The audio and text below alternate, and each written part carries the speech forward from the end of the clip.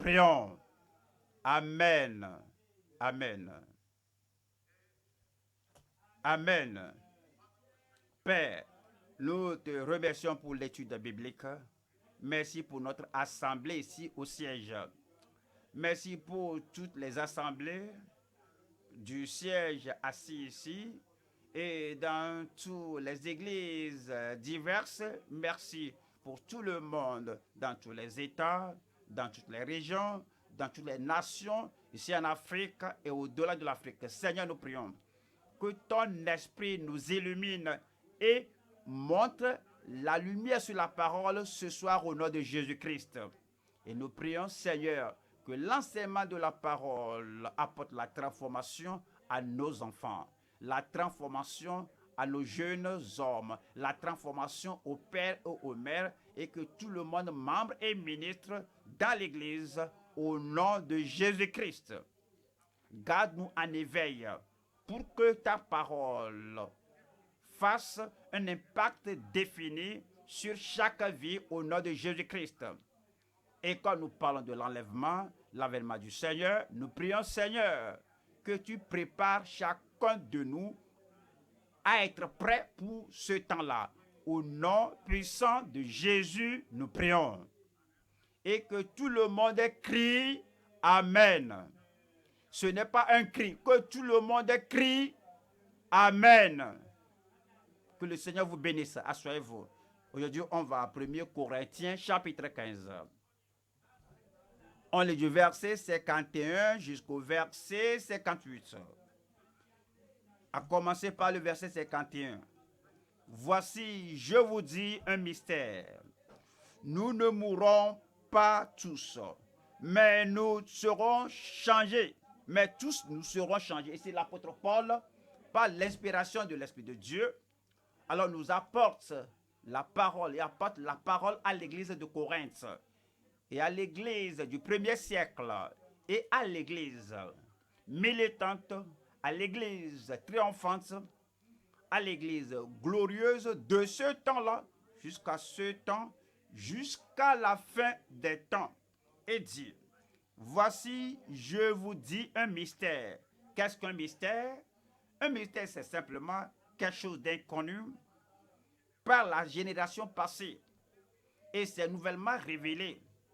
Et cette nouvelle révélation couvre, caché, dissimulé, inconnu des gens de la génération passée, des gens de l'Ancien Testament. Alors, ils en étaient ignorants. Maintenant, la révélation est venue. Et c'est devenu un mystère. Et dit, voici, je vous dis, je vous le déclare, je vous déclare un mystère. Nous ne mourrons pas tous. Ça, c'est la déclaration, le verdict de la mort sur toute la postérité d'Adam ne prendra pas effet sur tout le monde.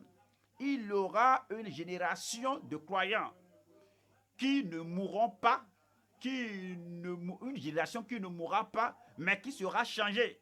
Et puis c'est dit au verset 52, en un instant, en un clin d'œil, à la dernière trompette, la trompette sonnera et les morts ressusciteront incorruptibles. Et puis il revient au fait que l'enlèvement aura lieu et nous serons changés. Et le verset 53 nous dit, car il faut que ce corps corruptible, faisant référence au corps corruptible, à la chair corruptible, car il faut que ce corps corruptible revête l'incorruptibilité. Lorsque l'homme meurt, il est enterré, le corps se décompose et se corrompt. Mais au jour de la résurrection, lorsque la trompette sonnera et que les morts en Christ ressusciteront, alors ce corps corruptible, ce corps-là ressuscitera de façon incorruptible. Et c'est dit que ce corps mortel aura revêtu l'immortalité. Alors, c'est quelqu'un qui dit que lorsque ce corps corruptible, ce corps qui se décompose, alors lorsqu'il est enterré, enseveli sous le sol, lorsque ce corps corruptible qui se décompose et a tendance d'être rongé par les vers, en ce temps-là, lorsque ce corps corruptible aura revêtu l'incorruptibilité et que ce corps mortel, le corps est mortel, parce que le corps peut mourir, parce que le corps peut tomber malade, parce que le corps peut s'affaiblir, le corps peut être affaibli, et c'est dit que ce corps, alors que ce corps mortel aura revêtu l'immortalité. Le corps comme celui d'un ange qui ne mourra pas, qui ne tombera pas, qui ne mourra pas, mais revêtira l'immortalité. Alors s'accomplira la parole qui est écrite. Oui, les croyants lisaient ceci dans l'Ancien Testament et se demandaient quand sera-ce?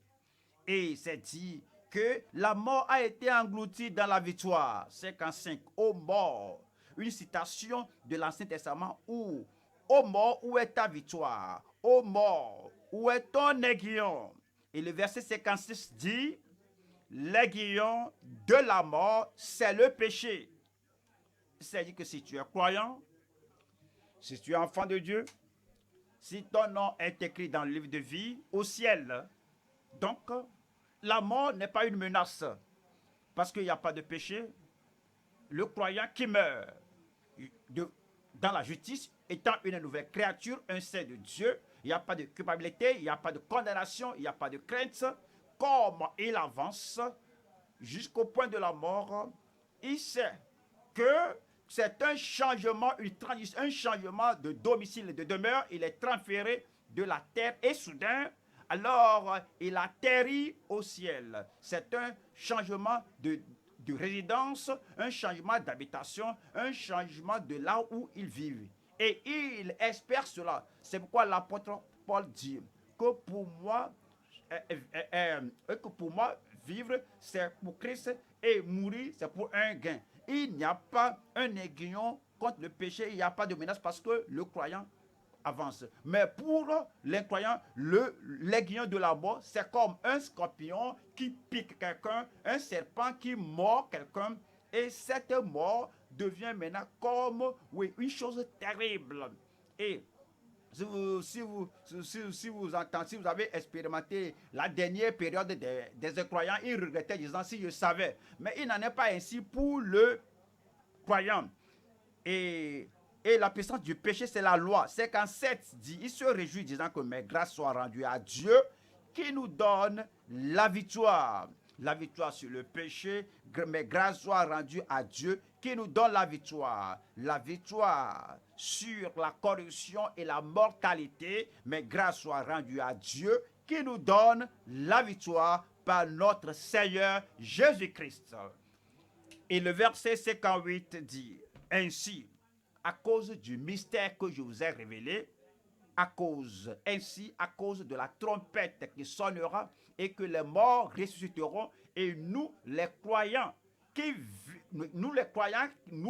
vivons maintenant, nous serons transformés et enlevés ainsi parce que la mort sera engloutie dans la victoire, parce que nous sommes devenus immortels et nous irons vivre avec Dieu pour toute l'éternité, ainsi parce que nous espérons voir la manifestation du Seigneur quand il viendra pour vous, pour moi, à cause de la joie de ce jour-là et la gloire de ce jour-là et à cause de la récompense que nous aurons en ce jour-là. Ainsi, mes frères bien-aimés, soyez fermes, inébranlables, travaillant de mieux en mieux à l'œuvre du Seigneur, sachant que votre travail ne sera pas vain dans le Seigneur. Votre travail ne sera pas vain dans le Seigneur. Si vous êtes hors du Seigneur, un pécheur, votre travail est vain. Si vous êtes hors du Seigneur en tant que rétrograde, vous avez rétrogradé, vous êtes vaincu par le péché, vous menez une vie corrompue, vous menez une vie injuste, vous n'êtes pas dans le Seigneur, vos œuvres, quelle que soit votre œuvre, c'est vain. Mais si vous êtes dans le Seigneur et vous êtes sauvé, et l'Esprit de Dieu, alors vous rend témoignage dans le cœur que vous êtes enfant de Dieu, alors en privé, en public, vous menez une vie victorieuse. Votre conscience, votre esprit, votre homme intérieur, vous menez une vie de victoire. Donc, vous êtes dans le Seigneur, votre œuvre ne sera pas en vain. C'est le passage que nous allons étudier ce jour. Je vous parle du thème le mystère de l'enlèvement glorieux. Le mystère de l'enlèvement glorieux. Nous allons voir 3 points. Premier point, l'enlèvement des pieux à la gloire. L'enlèvement, la prise de cette terre après être sauvé, l'enlèvement des pieux à la gloire. Deuxième point, le triomphe des glorifiés sur la mort. Ô mort, où est ton aiguillon? Ô mort, où est ta victoire? Le triomphe des glorifiés sur la mort. 3. Notre dû labeur pour la croissance de l'évangile. Notre dû labeur. Le service que nous rendons, notre dû labeur pour la croissance de l'évangile. Abordons le premier point maintenant. L'enlèvement des pieux à la gloire. Voyons 1 Corinthiens encore chapitre 15 verset 51. Voici, je vous dis un mystère. Nous ne mourrons pas tous, mais tous nous serons changés. Cela parle de l'enlèvement. Et c'est l'enlèvement des saints, des croyants, des pieux à la gloire, sans voir la mort, sans expérimenter la mort. Voici, je vous dis un mystère. Maintenant, nous parlons d'un enlèvement glorieux. Lorsque nous serons enlevés de ce monde et transportés vers le ciel. Les gens qui auront ce glorieux enlèvement. Numéro 1, ceux qui ont déjà eu un enlèvement de l'évangile. L'évangile les a pris et les a ôtés de leurs péchés et les a transportés, les a amenés au salut. Parce que c'est dit que Jésus-Christ a commencé de prêcher et sauver le royaume de Dieu. Et le royaume de Dieu est proche. Repentez-vous et croyez à la bonne nouvelle. Et l'évangile est devenu la puissance de Dieu au salut de quiconque croit. Pour les Juifs, premièrement, et pour les Grecs, pour les païens. Lorsque cet évangile vous prend, vous transforme, vous êtes repenti, vous avez le salut du Seigneur, alors il y aura maintenant un transport, un enlèvement du péché à la justice. C'est l'enlèvement de l'évangile. Il y a aussi un enlèvement gracieux. Le Seigneur a manifesté sa grâce dans votre vie. Et c'est par la grâce que vous êtes sauvés, par la foi. Et cela ne provient pas de vous-même, c'est le don de Dieu. Cette grâce vous est apparue avec le salut du Seigneur et cela vous transforme. Et maintenant, si quelqu'un est en Christ, il est une nouvelle créature. Les choses anciennes sont passées, voici, toutes choses sont devenues nouvelles. Cette grâce de Dieu vous transforme, vous enlève du royaume des ténèbres au royaume du Fils de son amour. C'est un grand enlèvement.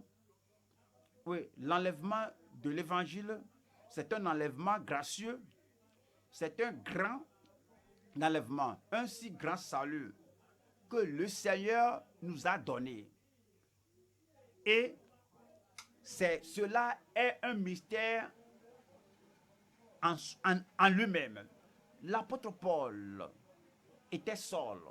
Il persécutait l'église et était fou, allait partout, arrêtait les gens dans leur maison et les jetait en prison.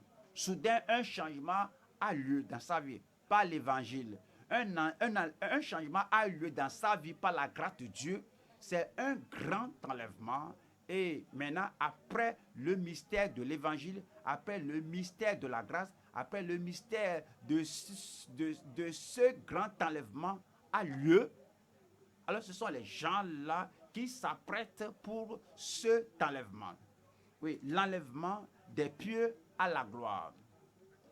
Voici, je vous dis un mystère. Nous ne mourrons pas tous, mais tous les croyants, tous les saints, mais tous les gens transformés, mais tous nous serons changés. C'est quand Dieu dit en un instant, en un clin d'œil. Si nous disons, vous voyez, originellement, quand on dit en un clin d'œil, cela ne parle pas de clignotement de l'œil. Ça dit, à la lumière seconde. Et c'est dit que à la dernière trompette, la trompette sonnera et les morts ressusciteront incorruptibles et nous serons changés. 53 dit, car il faut que ce corps corruptible revête l'incorruptibilité et que ce corps mortel revête l'immortalité. Et c'est ce dont Jésus a parlé de ceci en Jean 14. Jésus parlait aux disciples et il nous parlait. Il a dit que votre cœur ne se trouble point. Croyez en Dieu et croyez en moi. Croyez en Dieu comme votre créateur. Croyez aussi en moi comme votre rédempteur. Dieu a créé tout le monde, mais maintenant tous sont péchés et sont privés de la gloire de Dieu. Christ est venu afin que les créatures de Dieu ayant la nature d'Adam, la nature pécheresse, se tournent vers Christ par la foi en Christ. Nous avons la rédemption, le salut, la conversion. Vous croyez en Dieu, il est créateur, mais avancez pour croire aussi en moi. Et le verset 2 dit, il y a plusieurs demeures dans la maison de mon Père. Si cela n'était pas, je vous l'aurais dit. Je vais vous préparer une place. Une place pour vous. Est-ce que vous êtes là? Il est allé préparer une place pour vous. Le ciel est un endroit préparé pour une personne préparée. Le ciel est un endroit pieux, pur pour une personne pieuse. Pure. Le ciel est un lieu saint pour une personne sainte. Lorsque le sang de Jésus vous lave, vous purifie, vous rend juste saint, vous prépare pour le ciel. Christ a dit que je vais vous préparer une place. Et 3, il dit que et lorsque je m'en serai allé et que je vous aurai préparé une place, je reviendrai. Alors il parle du fait de revenir pour l'église glorieuse, pour ceux qui sont nés de nouveau, et je vous prendrai avec moi, afin que là où je suis, vous y soyez aussi. Et il dit en titre 2, ce que nous cherchons, à ce que nous attendons, l'avènement du Seigneur que nous espérons. Titre 2, 13 qui dit, en attendant la bienheureuse espérance et la manifestation de la gloire du grand Dieu et de notre Sauveur Jésus-Christ, il reviendra. Et puis, pour se qualifier et être enlevé par lui, il nous dit au verset 14, qu'il s'est donné lui-même pour nous, l'Église. Il s'est donné lui-même, il s'est donné pour le monde, pour que le monde soit sauvé. Il s'est donné pour l'Église, pour que l'Église soit sanctifiée. Alors qu'il s'est donné lui-même, pour nous, afin de nous racheter de toute iniquité. Aucune iniquité, il n'y a pas de petit péché, il n'y a pas de péché mignon qui reste, qui s'est donné lui-même pour nous, afin de nous racheter de toute iniquité et de se faire un peuple qui lui appartienne, purifié par lui et zélé pour les bonnes œuvres. Lorsque vous êtes réellement sanctifié, et il purifie, il vous prépare, il vous lave, et il fait de vous une personne particulière, pas quelqu'un froid, tiède, léthargique, nonchalant, chaque fois là, mais zélé pour les bonnes œuvres. Et à l'enlèvement dont il avait parlé, on va 1er Thessaloniciens 4. Voici le mystère que soulignait l'apôtre Paul lorsqu'il a dit, voici, je vous dis un mystère, que nous ne mourrons pas tous, mais nous serons tous changés. 1er Thessaloniciens chapitre 4, verset 14. Car si nous croyons que Jésus est mort et qu'il est ressuscité, croyons aussi que Dieu ramènera par Jésus et avec lui ceux qui sont morts. Verset 15. Voici en effet ce que nous vous déclarons d'après la parole du Seigneur, par la révélation du Seigneur, par la parole inaltérable, inchangeable du ciel, que nous, les vivants, restés pour l'avènement du Seigneur, jusqu'à l'avènement du Seigneur, il reviendra. Il n'y a pas de doute de cela. Les anges l'ont proclamé, les prophètes l'ont déclaré, les apôtres en ont prophétisé. C'est partout dans l'Ancien et dans le Nouveau Testament que le Seigneur reviendra. Et lorsqu'il reviendra, alors les morts en Christ ressusciteront. Et nous, les vivants qui sommes restés pour l'avènement du Seigneur à l'époque là, nous ne devancerons pas ceux qui sont morts. Verset 16 dit, car le Seigneur lui-même, pas un ange, car le Seigneur lui-même a un signal donné à la voix d'un archange et au son de la trompette de Dieu, descendra du ciel et les morts en Christ ressusciteront premièrement. Verset 17 dit, ensuite nous les vivants qui serons restés, nous serons tous ensemble enlevés avec eux sur des nuées. Ça c'est l'enlèvement. La résurrection aura lieu. Ceux qui étaient morts et qui étaient morts en tant que croyants, ils étaient morts et ils étaient morts en Christ comme Étienne, il était lapidé et s'est dit que qui s'était endormi. Et maintenant, il est avec Christ au ciel parce que c'est dit. Il a dit, Seigneur Jésus, reçois mon esprit. Lorsqu'un croyant meurt, le corps est ici sur la terre, enseveli, mais l'esprit et l'âme retournent à Dieu qui les a donnés. Au jour de la résurrection, ce qui arrive, c'est que le corps et l'esprit et l'âme se réunissent encore, incorruptibles. Alors, pour vivre toujours au ciel, éternellement au ciel, il dit, en ce temps-là, lorsqu'il reviendra comme ça, et dit, et ensuite nous les vivants qui seront restés, nous serons tous ensemble enlevés avec eux sur des nuées à la rencontre du Seigneur dans les airs. Et ainsi, nous serons toujours avec le Seigneur. Amen. Quelqu'un dit Amen. N'est-ce pas comment cela est arrivé à Enoch et à Élie? Voyons Hébreux 11, 5.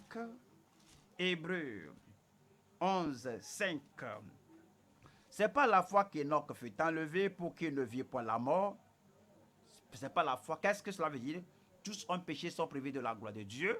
Enoch, pendant 365 ans de sa vie, alors, les premiers 65 ans de sa vie, il menait sa vie dans le péché, contrairement à Dieu, il menait sa vie. Et à l'âge de 65 ans, Enoch s'était repenti, il savait qu'il y a un Dieu au ciel. Il savait que ce Dieu-là est un juge et qu'il jugera les méfaits, les iniquités, les transgressions des hommes, ce qui est là en Jude 14, 15, 16. Alors il s'est repenti et a cru au Seigneur et cela a changé sa vie. Et maintenant, ce n'est pas la fois qu'Enoch fut enlevé pour qu'il ne vit point la mort. Deux personnes ne peuvent pas, deux personnes ne peuvent pas marcher sans en être convenus. Alors il est venu en accord avec l'amitié avec le Seigneur. Ce n'est pas la fois qu'Enoch fut enlevé pour qu'il ne vit point la mort et qu'il ne parut plus parce que Dieu l'avait enlevé. Car avant son enlèvement, il avait reçu le témoignage qu'il était agréable à Dieu. Il avait marché avec Dieu et il a appelé au Seigneur. Il était agréable au Seigneur. Comme nous attendons l'enlèvement du Seigneur et que nous espérons l'enlèvement, nous aussi nous devons avoir cette foi. La foi qui abandonne le péché, la foi qui se détourne du mal, la foi qui s'accorde avec Dieu, avec sa parole, et la foi qui vit, qui marche avec Dieu chaque jour et constamment. Et verset 6 dit, or sans la foi, il est impossible de lui être agréable, car il faut que celui qui s'approche de Dieu, pourquoi vient-il à Dieu? Il s'approche de Dieu pour le salut, il vient à Dieu pour la transformation, il s'approche de Dieu pour la conversion et pour le renouvellement de sa vie. Il s'approche de Dieu afin que la puissance de Dieu, la puissance de Christ, le Fils de Dieu, agisse dans sa vie, le transforme, le change. Car il faut que celui qui s'approche de Dieu croit que Dieu existe et qu'il est le rémunérateur de ceux qui le cherchent. Ce même mystère, l'enlèvement, est arrivé à Élie. On va à 2e roi 2. 2e roi, chapitre 2, verset 11. Comme il continuait à marcher en parlant, voici, comme Élie et Élisée marchaient, voici un char de feu et des chevaux de feu les séparaient Élie d'avec Élisée, les séparait l'un de l'autre, et Élie monta au ciel dans un tourbillon. Il n'était pas mort, c'est un exemple, un prototype de l'enlèvement. Il était allé au ciel dans un tourbillon. Et après que Jésus était mort, et il était enseveli, il était ressuscité, et puis il est apparu à ses disciples par des preuves ineffables pendant 40 ans, 40 jours, et après les 40 jours, alors il a béni ses disciples, et on va aux actes 1, verset 9. Et après avoir dit cela, il fut élevé pendant qu'ils le regardaient, et une nuée le déroba à leurs yeux. De la bouche de 2 ou de 3 témoins, la vérité sera établie. Enoch, Élie, le Seigneur Jésus-Christ, comment ils étaient pris de cette terre au ciel. Les gens qui ressusciteront à l'avènement du Seigneur, comme à l'instant de Jésus, ils seront emmenés au ciel, et ceux qui resteront vivants physiquement, vivant dans la grâce de Dieu, vivant en esprit et vivant dans la vie de Christ.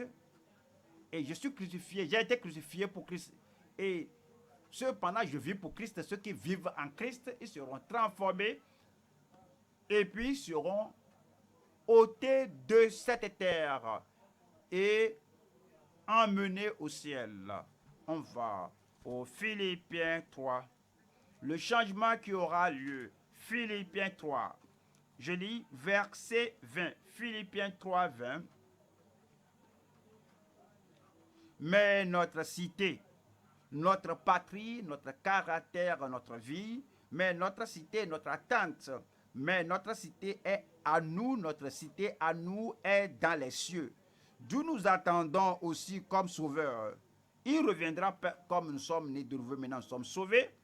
Et la grâce de Dieu demeure dans notre vie. Et nous vivons, nous menons une vie de victoire. Et c'est dit que d'où nous attendons aussi comme sauveur le Seigneur Jésus-Christ. Voyons ce qu'il fera. Verset 21.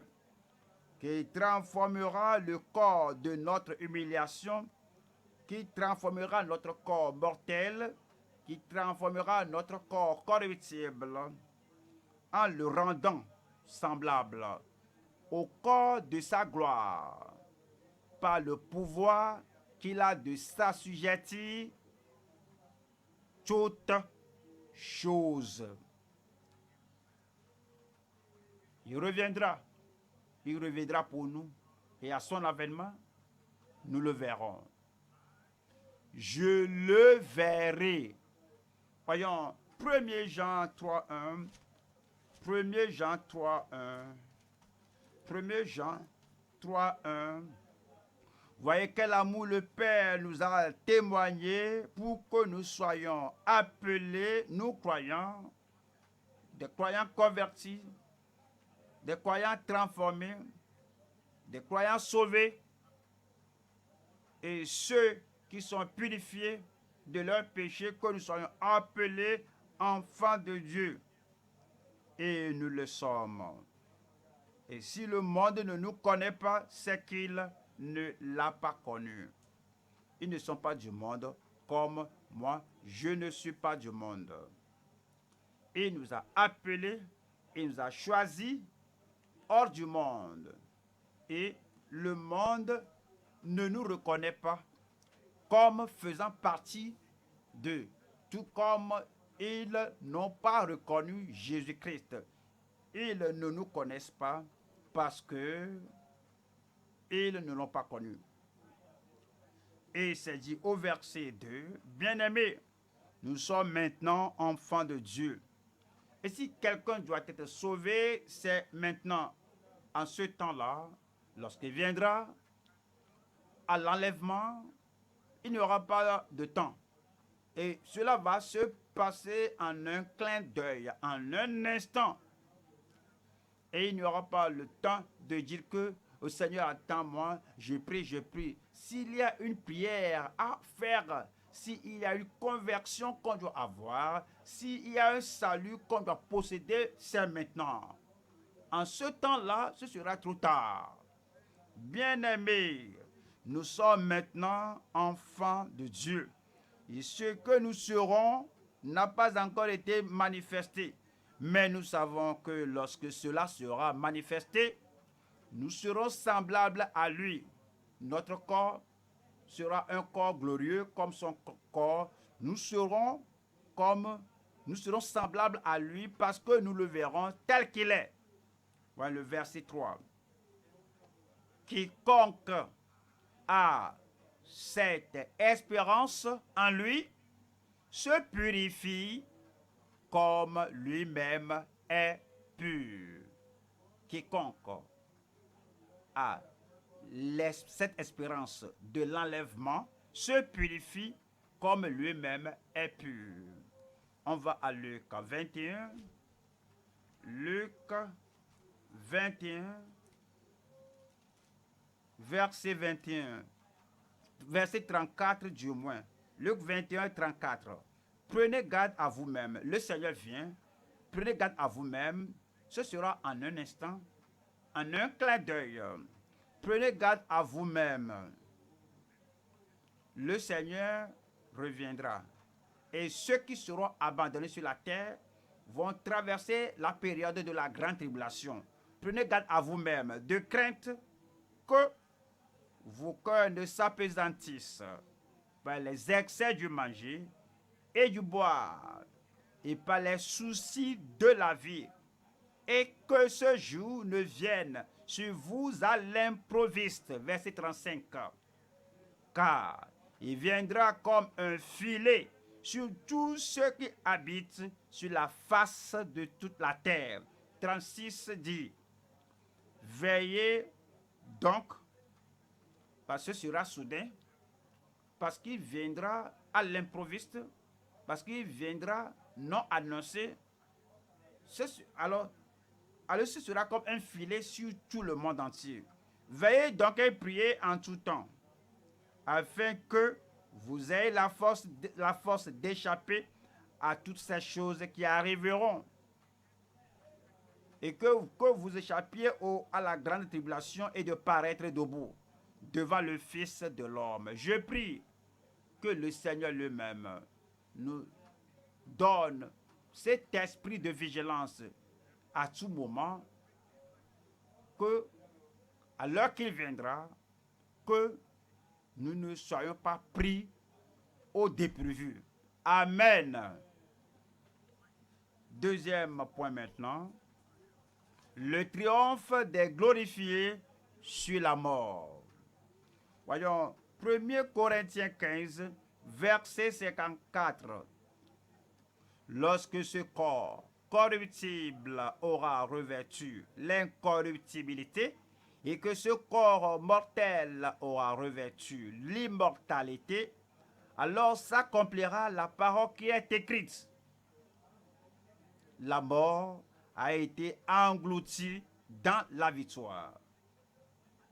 Quelque chose a été écrit. Et tout ce qui a été écrit, numéro 1, au sujet de Christ, sera accompli. 2, tout ce qui a été écrit au sujet de l'Église sera accompli. 3, tout ce qui a été écrit au sujet du croyant qui sera enlevé sera accompli. Et dit qu'en ce temps-là, il dit que alors s'accomplira la parole qui est écrite. La mort a été engloutie dans la victoire. Où est cela? Voyons. Ésaïe 25, voyons verset 8. Ésaïe 25, verset 8. Il anéantit la mort pour toujours. L'apôtre Paul était un étudiant, un apprenant, un maître de l'Ancien Testament, un enseignant qui est bien versé et bien appliqué aux Écritures de l'Ancien Testament. Il dit que quelque chose a été écrit par l'un des prophètes de l'Ancien Testament. Et il dit qu'à l'époque là, au temps de la résurrection et au temps de l'enlèvement, alors c'est dit que s'accomplira ce qui a été écrit, que la mort a été engloutie dans la victoire. Ésaïe 25, 8 dit, il anéantit la mort pour toujours. Le Seigneur, l'Éternel, essuie les larmes de tous les visages. Amen. Toutes vos larmes seront essuyées. Il essuiera votre inquiétude. Alors, il fait disparaître de toute la terre l'opprobre de son peuple, car l'Éternel a parlé. Amen. Car l'Éternel a parlé. Amen. Revenons à 1 Corinthiens, chapitre 15. Lisons le verset 55. Ô mort, où est ta victoire? Ô mort, où est ton aiguillon? L'apôtre Paul citait d'une autre partie dans les prophètes mineurs. On va à Osée 13. Osée chapitre 13, 14. Osée 13, 14. Je les rachèterai de la puissance du séjour des morts. Je les délivrerai de la mort. Ô mort, où est ta peste? Séjour des morts, où est ta destruction? Mais le repentir se dérobe à mes regards. Alors, c'est ce que le Seigneur nous ramène. Alors, est-ce que la mort là sera-t-elle vaincue? Comment Dieu va-t-il tout changer et la mort n'aura plus le pouvoir sur nous. Et ceux qui étaient morts, alors ils vont ressusciter. Et ceux qui sont demeurés vivants, alors ils seront vivifiés, ils seront changés, ils seront transformés. Alors ils iront être avec le Seigneur parce que Christ est venu et il a vaincu déjà la mort. On va aux Hébreux 2. Hébreux chapitre 2, 14. Hébreux 2. Nous lisons le verset 14. Ainsi donc, puisque les enfants participent au sang et à la chair, il y a également participé lui-même, afin que par la mort, il anéantit celui qui a la puissance de la mort, c'est-à-dire le diable. C'est le calvaire, c'est la croix, c'est Christ qui a tout payé. Et cette victoire de Christ à la croix de calvaire, c'est ce qui va agir puissamment et qui va tout changer, va changer tout procès, tout pouvoir, toute pression, toute peste de la mort par le diable. Parce que Christ est mort afin d'anéantir celui qui a la puissance de la mort, c'est-à-dire le diable. Et 15 dit, et qu'il délivra tous ceux qui par crainte de la mort étaient toute leur vie retenus dans la servitude. Dieu merci, il nous a délivrés. Il dit, Dieu merci, il vous a délivrés. Ah bon? Il dit, il vous a délivrés. La puissance de la mort est annulée. L'autorité de la mort est annulée. Numéro 1, vous n'allez pas mourir prématurément. Christ vit en vous et Christ vit pour vous. Et lorsque vous êtes affairé à travailler pour le Seigneur, à faire ceci, cela pour le Seigneur, et votre devoir est encore là, alors vous n'avez pas encore finalisé votre travail, votre œuvre, et la mort tape à votre porte avant que quelqu'un n'ouvre la porte, et ou bien avant que quelqu'un ne réponde à celui qui tape à la porte, la voix descendra du ciel, que quitte cette porte. Il y a une œuvre à faire qui n'est pas encore faite. N'allez pas mourir prématurément au nom de Jésus-Christ. Numéro 2, vous n'allez pas mourir la mort permanente. C'est-à-dire la personne est morte, séparée de Dieu, il n'est jamais avec Dieu. C'est la seconde mort, c'est la mort permanente, la mort éternelle. Cela ne vous arrivera pas au nom de Jésus-Christ. Apocalypse 20, 14. Apocalypse chapitre 20. Nous lisons le verset 14. Et la mort et le séjour des morts fut jeté dans l'étang de feu. C'est la seconde mort. L'étang de feu. C'est-à-dire que maintenant, rappelez-vous la résurrection, rappelez-vous l'enlèvement, rappelez-vous la résurrection, l'enlèvement, et puis on va au ciel, vous et moi. Je dis, toi et moi, nous irons au ciel. Et puis, lorsque nous serons là, en haut là-bas, sur la terre ici, 7 années de grande tribulation ici, après les 7 années de la grande tribulation, Christ descendra littéralement sur la terre. À l'époque là, il y aura la résurrection de ceux qui seront morts au temps de la grande tribulation, et le Seigneur alors va mener un combat contre le diable, et le diable sera mis dans l'abîme pendant 1000 ans. On sera ici vivant, régnant avec Christ. Je régnerai. Moi, je régnerai. Puis cela se confirmer dans votre vie au nom de Jésus-Christ. Après les 1000 ans, il y aura l'Armageddon, la bataille d'Armageddon, lorsque le diable essaiera encore pour avoir le pouvoir, puis il sera détruit, et il y aura le jugement du grand trône blanc, il y aura le jugement dernier. Et en ce temps-là, alors c'est Apocalypse 20, 14, et la mort et le séjour. Alors la mort n'a plus aucun travail à faire. La mort n'a rien à faire encore. Le séjour des morts. Et la mort et le séjour des morts, alors, la mort et le séjour des morts, les deux, furent jetés dans l'étang de feu, afin qu'il y a ceux qui sont, il y a l'enfer et le séjour des morts. Ceux qui sont jetés dans l'état de feu seront là pour toujours, ne mourront pas. Ceux qui sont au ciel ne mourront pas. Alors, c'est la seconde mort, qui est l'état de feu. Et la mort ne tuera personne. Pas de maladie, pas de souffrance, pas de douleur, pas de larmes. Amen. Apocalypse 22. Apocalypse 22. Je lis verset 4. Apocalypse 21.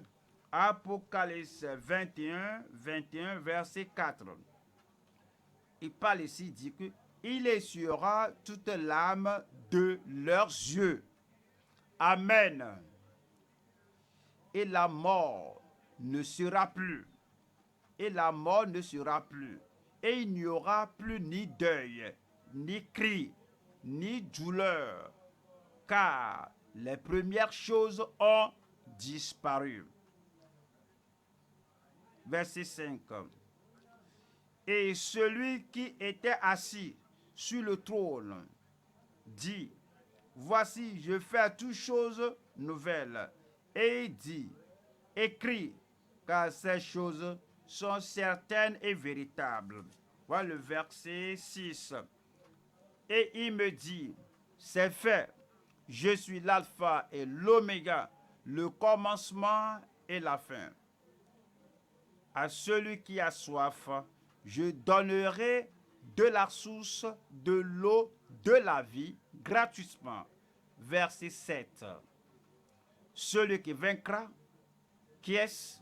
Celui qui vaincra, je dis qui est-ce? Dieu vous donnera la grâce de vaincre. Celui qui vaincra héritera ces choses. Je serai son Dieu, il sera mon fils. Que l'Église dise Amen. Retournons à 1 Corinthiens chapitre 15. Nous lisons le verset 57. 1 Corinthiens 15. 1 Corinthiens 15, 57. Mais grâce soit rendue à Dieu qui nous donne la victoire par notre Seigneur Jésus-Christ. En ce temps-ci, lorsque nous sommes ici, nous attendons l'avènement du Seigneur. Grâce soit rendue au Seigneur qui nous donne la victoire sur la tentation. Mais grâce soit rendue à Dieu qui nous donne la victoire sur chaque forme d'épreuve.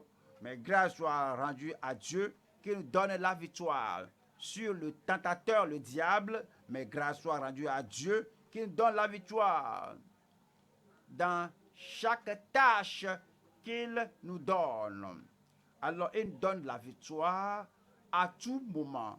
Et comme nous dépendons du Seigneur dans la vie que nous menons maintenant, il y aura les tentations, mais j'ai déjà la victoire. Les épreuves viendront, j'ai déjà la victoire. Et puis, ce peut être un temps d'épreuve pour vous ou un temps de turbulence pour vous. Vous aurez la victoire au nom de Jésus-Christ. Et la tâche qui vous a confiée ne sera pas trop pesante pour vous. Vous ne pouvez pas continuer dans tout cela. Vous aurez la victoire au nom de Jésus-Christ. À tout moment, à tout moment, à tout moment, le jour, la nuit, avec les gens, sans que les gens soient là à vous, lorsque vous êtes à vous-même, votre force ne fera pas défaut. Votre puissance ne fera pas défaut. Vous allez courir, vous n'allez pas vous lasser. Vous allez marcher, vous n'allez pas vous fatiguer. Et à tout moment, alors il vous donnera la victoire au nom de Jésus-Christ. 2 Corinthiens chapitre 2, verset 14. 2 Corinthiens 2, 14. Grâce soit rendue à Dieu qui nous fait toujours qui nous fait toujours triompher en Christ. Lorsque vous avez quelque chose devant vous, un défi devant vous, une responsabilité devant vous, un devoir devant vous et un événement devant vous, vous n'aurez pas peur. Je ne sais pas ce que fera le diable. Votre vie n'est pas dans les mains du diable. Je ne sais pas ce que fera le diable. Êtes-vous son serviteur? Votre destinée n'est pas dans les mains du serviteur de Satan ou du diable. Vous n'allez pas regarder votre futur avec crainte. Est-ce que je vais réussir ou échouer? Moi, je vais réussir. Parce que grâce soit rendue à Dieu qui nous fait toujours triompher en Christ et qui répand par nous en tout lieu l'odeur de sa connaissance. Amen. On va au Romains chapitre 8. Romains 8. Romains 8, verset 37. Romains 8, 37. Mais dans toutes ces choses, nous sommes plus que vainqueurs par celui qui nous a aimés. Je suis vainqueur. Vous êtes vainqueur. Je suis plus que vainqueur. Vous êtes plus que vainqueur. Nous sommes vainqueurs. Et nous sommes plus que vainqueurs au nom de Jésus-Christ. Vos épreuves, vos ennemis, vos défis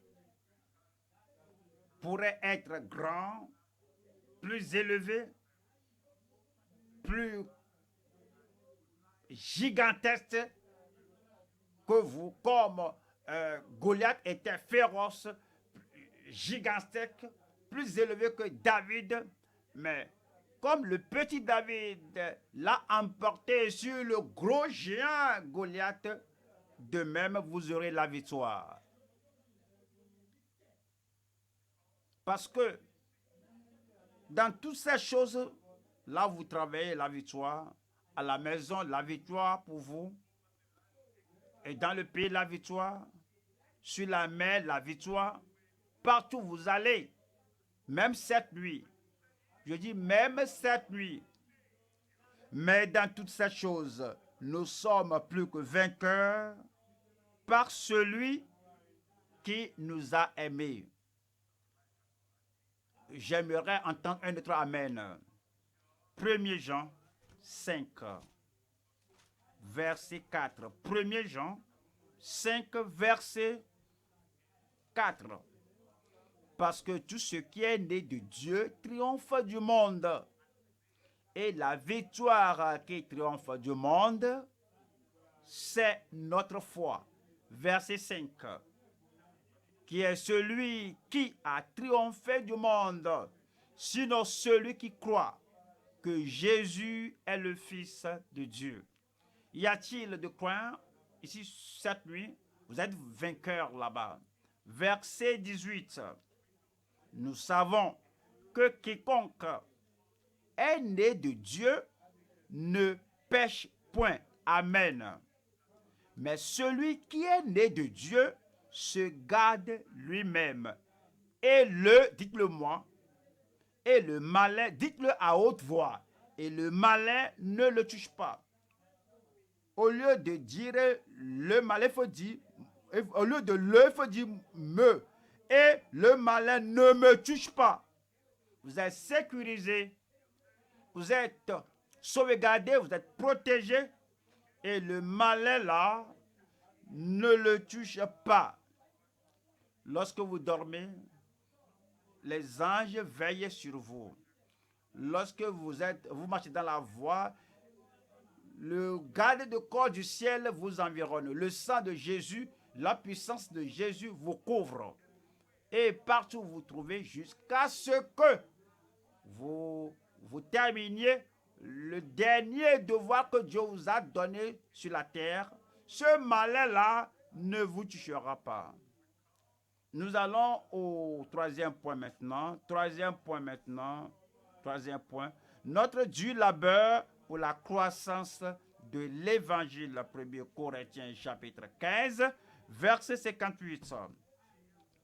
Ainsi, pour commencer, il parlait de notre victoire sur la mort, la victoire de la croix, la victoire du calvaire, la victoire de Christ sur la mort.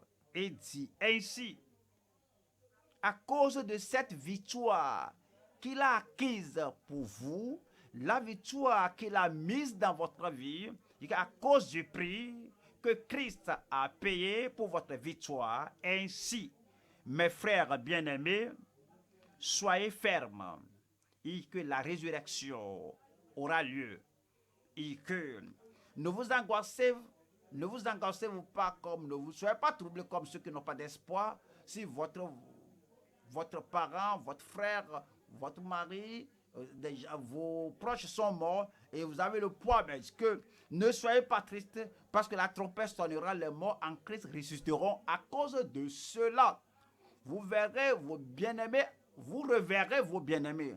Il dit, ainsi mes bien-aimés, soyez fermes parce que nous espérons l'enlèvement et ce corps corruptible revêtira l'incorruptibilité et le mortel revêtira l'immortalité. La trompette sonnera, nous serons ôtés de ce monde et de ce monde corrompu. Nous serons toujours avec le Seigneur et dit ainsi à cause, parce que c'est ce qu'on attend, ce qu'on cherche aujourd'hui. Ainsi, mes frères bien-aimés, soyez fermes. Parce qu'il a vaincu la mort et le malin ne vous touche pas, ne te touche pas. Tu n'as pas peur d'aller au village, d'aller en ville. Je ne vais pas sortir, je ne vais pas évangéliser, je ne vais pas faire ceci et cela. Je ne veux pas qu'il me voie, je ne veux pas qu'il me détruise. Et dit, personne ne peut détruire ta vie et tu es plus que vainqueur. Et le Seigneur a vaincu pour toi à cause de cela. Ainsi, mes frères bien-aimés, soyez fermes. Ferme numéro 1, numéro 2, inébranlable, insecouable. Vous êtes là, inamovible. Vous êtes là, aucun vent ne vous bougera, aucun pouvoir de Satan ne vous déplacera, aucun renfrognement de l'ennemi ne vous ébranlera. Vous êtes inébranlable et il dit que travaillez de mieux en mieux à l'œuvre du Seigneur, sachant que votre travail ne sera pas vain dans le Seigneur. Nos enfants vont à l'école et puis ils se préparent pour leurs examens et nous les parents nous leur disons que il faut tout faire que après ce collège, après cette université là, tu dois venir avec excellence. Alors on doit tout faire pour encourager l'enfant, comme on dit aux enfants, comme nous disons aux ouvriers, on les encourage à faire le mieux. Alors, nous aussi, et le Seigneur nous dit, quel type de récompense aurez-vous au dernier jour, lorsque le Seigneur viendra et que la trompette sonnera et que les morts en Christ ressusciteront et que nous qui sommes vivants, nous serons enlevés avec eux dans les airs et nous serons, alors la récompense sera donnée à chacun selon son œuvre. Quelle récompense aurez-vous? Je dis que le genre de récompense que vous aurez sera proportionnel à ce que vous faites dans le royaume de Dieu aujourd'hui. Demeurez dans le Seigneur. Alors soyez fermes, soyez inébranlables. Engagez-vous à faire l'œuvre du Seigneur. Alors faites l'œuvre qui vous gagnera une grande récompense en ce jour-là. Ainsi, mes frères bien-aimés, soyez fermes, inébranlables, travaillant de mieux en mieux à l'œuvre du Seigneur, sachant que votre travail ne sera pas vain dans le Seigneur. Numéro 1, soyez fermes. Voyons, Acte 2, verset 40. Acte 2 et 40. Et par plusieurs autres paroles, il les conjurait et les exhortait, disant, sauvez-vous de cette génération perverse. Ceux qui acceptèrent sa parole furent baptisés. Et en ce jour-là, le nombre des disciples s'augmenta d'environ 3000 âmes. 42 ici dit. Alors, toutes les 3000 étaient convertis, étaient nés de nouveau, et ils persévéraient dans l'enseignement des apôtres. Alors, ils persévéraient dans l'enseignement des apôtres, dans la communion fraternelle, dans la fraction du pain et dans les prières. Je prie que nous soyons fermes dans le Seigneur au nom de Jésus-Christ. Hébreux 3,14. Hébreux 3,14. Car nous sommes devenus participants de Christ, pourvu que nous retenions fermement jusqu'à la fin l'assurance que nous avions au commencement. Nous retenions fermement jusqu'à la fin l'assurance, jusqu'au temps où nous sommes de nouveau, jusqu'au temps où nous consacrons au Seigneur, jusqu'à ce qu'il vienne. Alors, nous retenons fermement jusqu'à la fin l'assurance que nous avions au commencement. Et nous dit à 2 Pierre 3, 2 Pierre 3, 17, 2 Pierre 3, verset 17. Vous donc, bien-aimés, qui êtes avertis, mettez-vous sur vos gardes de peur qu'entraînés par l'égarement des impies, vous ne veniez à déchoir de votre fermeté. Mais, alors, restez debout, ferme, inébranlable, impavide, que quelque chose qui se passe, vous savez que voici votre consécration, voici votre engagement au Seigneur. Et vous soyez si ferme que rien ne change votre conviction au nom de Jésus-Christ. On va à 1 Pierre chapitre 5, verset 8. 1 Pierre 5, verset 8. Soyez sobres, veillez. Votre adversaire, le diable, rôde comme un lion, rugissant, cherchant qu'il dévorera. Cherchant qu'il dévorera. Ce n'est pas automatique pour le diable. Le diable ne dévore pas tout le monde. Il ne peut pas dévorer tout le monde. Il cherche qui est faible, qui est imprudent, qui ne prie pas, qui est négligent, qui est incrédule, et qu'il peut dévorer. Alors, mais tu es sobre, tu es vigilant, tu veilles. Et lorsque l'adversaire, le diable, rôde comme un lion, rugissant auprès de toi, cherchant qui dévorera, il ne te dévorera pas. Il ne te fera pas rétrograder.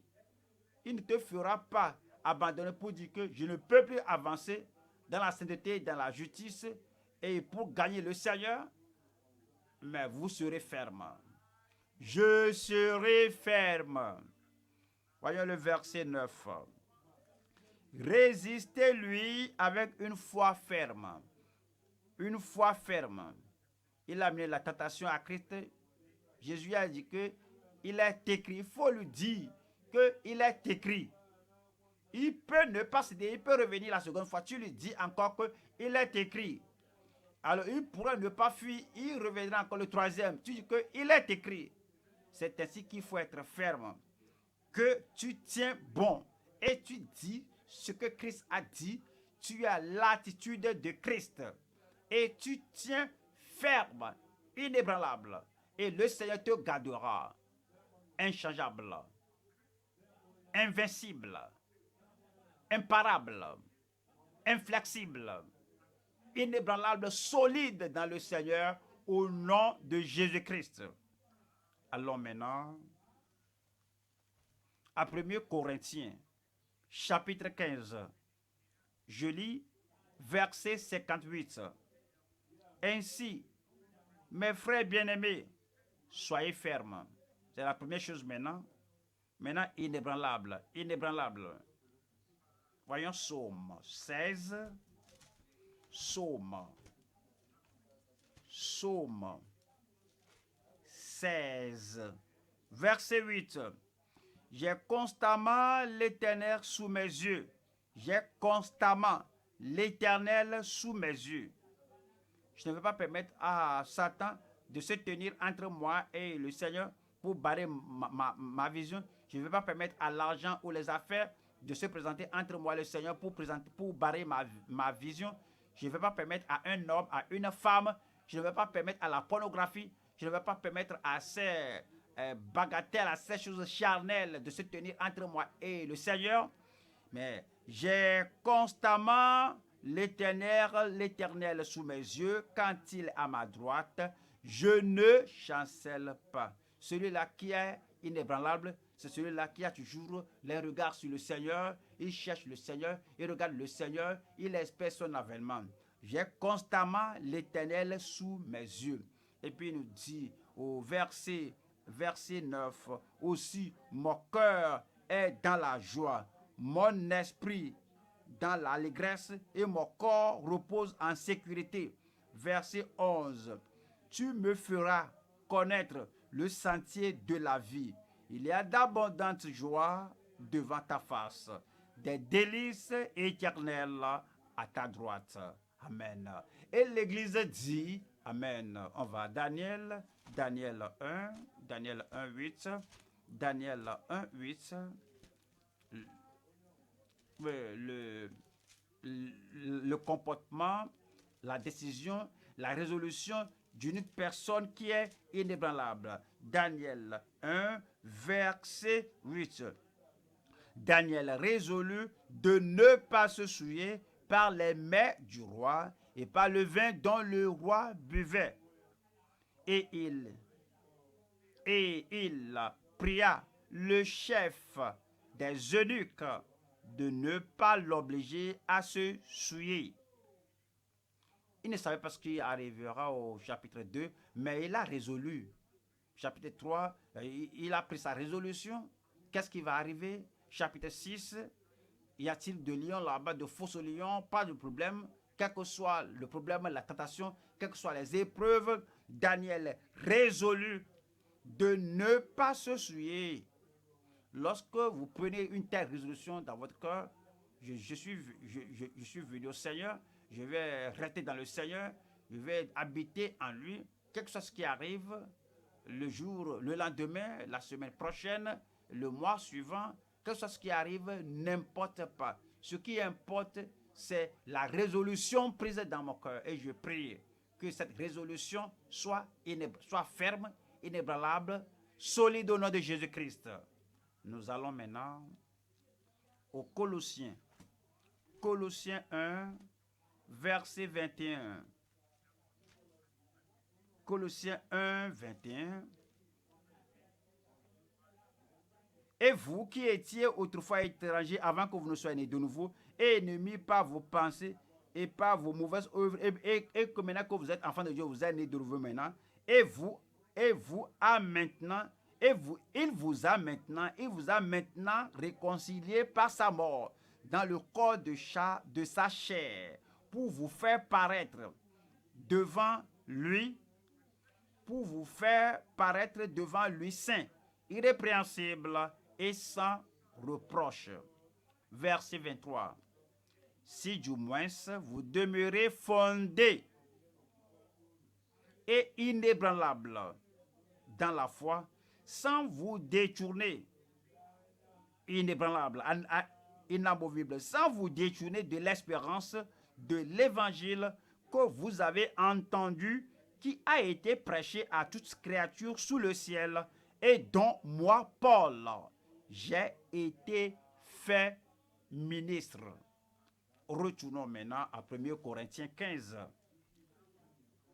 verset 58. 1 Corinthiens 15, 58. Ainsi, mes frères bien-aimés, soyez fermes, inébranlables, travaillant de mieux en mieux à l'œuvre du Seigneur. Travaillant de mieux en mieux à l'œuvre du Seigneur. Travaillant de mieux en mieux à l'œuvre du Seigneur. Plusieurs années passées, pour faire l'œuvre de Dieu, par exemple, comme l'évangélisation, on doit quitter la maison, on abandonne nos maisons pour taper à la porte de quelqu'un. Nous devons permettre à la personne d'ouvrir sa porte, on reste là-bas. Alors, il y a un temps limité qu'on peut faire cela, et puis quelques heures limitées du jour, après que les gens sont retournés à leur maison, et qu'ils ont fermé leurs portes, on ne peut pas aller là-bas, on ne pouvait plus aller là-bas. Mais maintenant, les choses sont maintenant différentes. Le jour, la nuit, et lorsque les gens même vont se coucher, lorsqu'ils sont dans leur maison, lorsqu'il n'y a pas de taxi, il n'y a pas de voiture, lorsqu'il n'y a pas moyen de se déplacer d'ici et là-bas, on peut maintenant faire l'œuvre d'un évangéliste. Voici que ce monde, que cette tâche, cette œuvre, à tout moment, alors cette parole est devenue maintenant utile, très facile. Vous pouvez prendre votre portable, appeler l'autre personne et puis vous pouvez lui parler, vous pouvez évangéliser, vous pouvez prêcher, vous pouvez même prier pour eux maintenant au téléphone, vous pouvez même conseiller, vous pouvez faire le suivi. À part de lui parler, vous pouvez vous rappeler que c'est comme c'est trop tard, alors vous pouvez même envoyer un SMS. Alors si vous êtes sur WhatsApp, vous pouvez sinon parler comme vous voulez. À tout moment, voici le temps approprié. Au temps de l'apôtre, chaque fois, ils doivent aller à bateau, ils doivent aller par la route, ils doivent chaque fois se déplacer. Mais vous pouvez même vous asseoir dans le confort de votre maison, que ce soit sur l'Instagram ou bien le Facebook ou bien le Twitter. Voici l'heure très utile qu'à tout moment, c'est maintenant qu'à tout moment que vous pouvez maintenant travailler de mieux en mieux. Alors, maintenant, au Christ de tout ce que vous avez appris, vous pouvez maintenant partager cela avec quelqu'un d'autre sur vous pouvez partager cela avec la liste de vos contacts.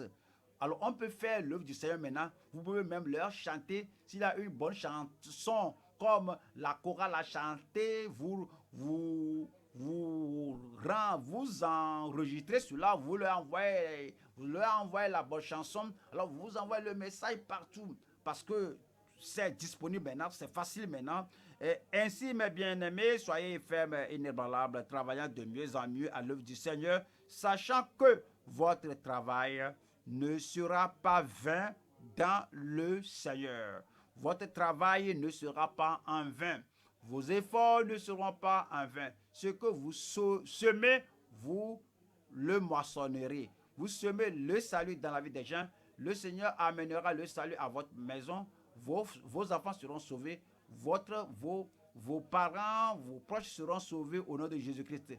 Vous semez la guérison dans la vie des autres parce que vous savez maintenant qu'on peut prendre la parole, la prière de guérison qui fait des miracles. On peut prendre le témoignage de cette personne-là, envoyer cela à un ami, celui qui est dans un lit de maladie à l'hôpital, et la personne sera guérie au nom de Jésus-Christ. Comme vous semez la guérison, vous semez la délivrance dans la vie des autres, la même guérison, la même délivrance, le Seigneur les semera dans ta vie au nom de Jésus-Christ.